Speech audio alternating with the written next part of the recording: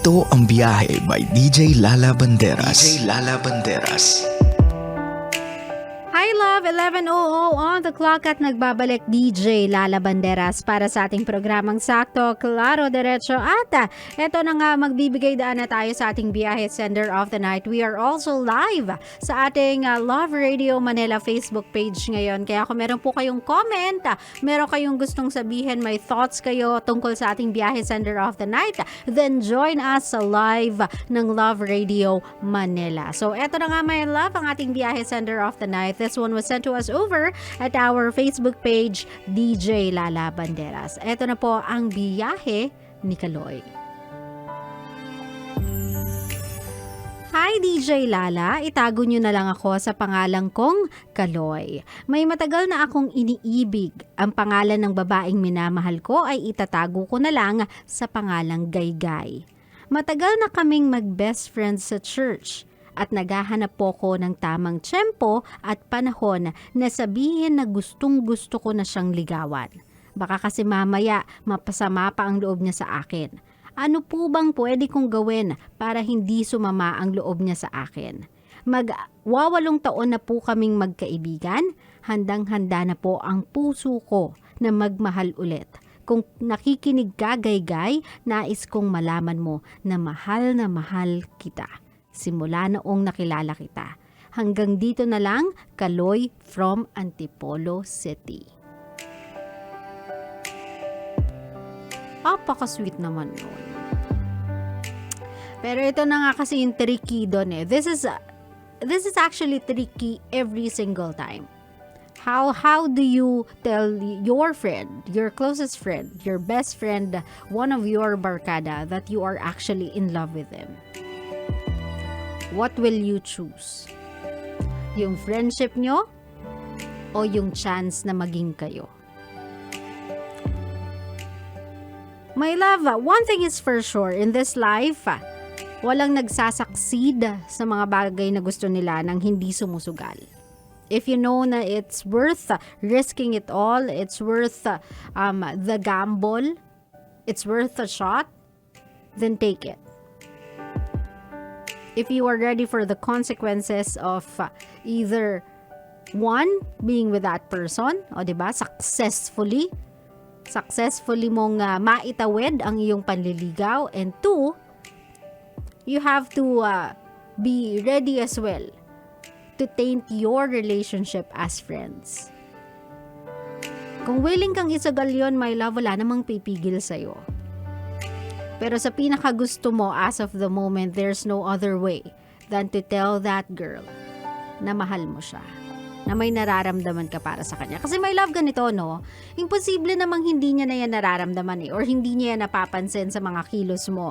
Girls do have this instinct. Kapag yung kinikilos para sa kanila ay medyo some kind na may laman. Nakakaramdam naman kami kapag medyo may laman yung mga ikinikilos towards us na mga kaibigan namin. O diba, makikita mo din naman sa mga gestures namin if we like it or not. Kailangan mo lang maging sensitive sa mga ganyang klaseng bagay. Kailangan mo lang din talagang makiramdam to gauge. Kasi if that person really opens up to you and alam mo yun, whenever you're around, very comfortable siya sa'yo, tapos hindi naman din siya nagdi-disclose o hindi naman din siya nagsasabi sa'yo na meron siyang crush, na merong naliligaw sa kanya, na meron siyang nakilala, and wala ka rin namang natutunugan, I don't see anything wrong if you'll try. O diba? Try and ask that person. And para sa akin lang, if your friendship is strong enough, I do think na kung sakasakaling dumating kayo sa panahon na sasabihin mo sa kanya na mahal mo siya, at hindi ka niya gusto. Worst case scenario, yun na lang ilagay natin doon. Hindi ka niya gusto. I don't think she will do anything to jeopardize your relationship as friends kasi matibay na yung pundasyon nyo. She can tell you as a mature person na, I appreciate what you feel for me. I appreciate yung pag-confide mo sa akin ng emotions mo. I'll help you in any way I can. Pero I cannot give you what you want. If you want me to distance myself from you so that you can move on from me, I will. Gagawin ko yon kung yun yung makabubuti para sa'yo. Pero kung gusto mong i-continue yung pagiging magkaibigan natin, wala naman sa akin problema. I just want you to know na I respect you as a friend and I value our friendship. Yun nga lang, hindi ko kakayanin na maging more than friends tayo. O diba, as a mature person, that's how you'll attack it. Pero kung sa tingin mo childish yan, expect mo na, nalalayo na lang siya than to hurt you. Pero my love, yun nga, it's always a gamble. It's always a pickle. Kung gagawin mo o hindi. Pero kung alam mo naman din sa puso mo na everything that you'll do for her will always have a meaning. Laging may laman kasi may nararamdaman ka para sa kanya. I suggest you take a shot to make yourself happy. Sa mundong to, our life is too short to do the things too cautiously. Sometimes we really have to gamble for our own happiness. Kailangan din naman nating sumaya. Kailangan din naman natin magkaroon ng shot sa pagmamahal if we think we deserve that love. If we think that kind of love will make us happy, will make our lives even better, I don't see anything wrong if you'll go for it. So, try mo lang, Kaloy. Kapag ready ka na sa consequences of your actions, kapag ready ka na mag-go yung relationship both ways, o lats o hindi. Kapag ready ka na, I suggest you try. Kasi I don't want you to miss a chance in your life of having the love of your life with you just because natakot ka.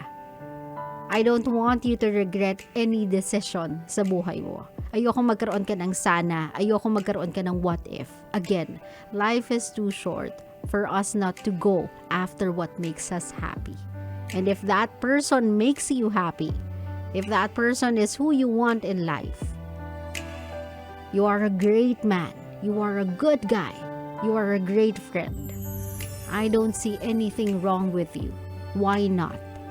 Kung wala naman din siyang anyone with her, wala namang masama kung susubo ka. Klaro?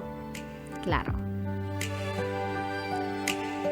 Sa mga kabisyo natin na katulad ni Kaloy na nagbabaka sakali sa kanilang mga kaibigan, my love, nahihirapan lang ako kapag masyado kayong sabihin na natin, masyado kayong natatakot. I don't know. Siguro ako din kasi talaga yung tipo ng taong walang takot eh. I mean, it's either I take this shot or not. It's either I do this or not. As long as wala akong tinatapakang tao, wala akong sinasaktan along the way, wala akong sinisira, I don't see anything wrong kung sakasakaling pagbigyan ko yung sarili kong sumaya. If that person doesn't understand what I mean, and if that person will, sabihin na natin, leave me or walk out of my life because of what I did, then that's okay with me. Kasi mas masakit para sa akin yung feeling na, shucks, sana tirinay ko, sana sumubok ako. Kesa dun sa feeling na, sumubok ako, hindi nga lang para sa akin. Na-try ko na to before. At dahil malakas nga yung loob ko, I did it. Anyway, ginawa ko na lang siya.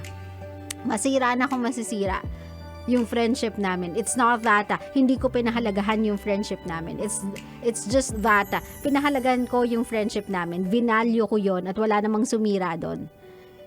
Vinalyo ko lang din kasi yung sarili ko kasabay nun. Binigyan ko lang yung sarili ko ng tsansa na maging masaya. So kung pagkakamali yon, sorry.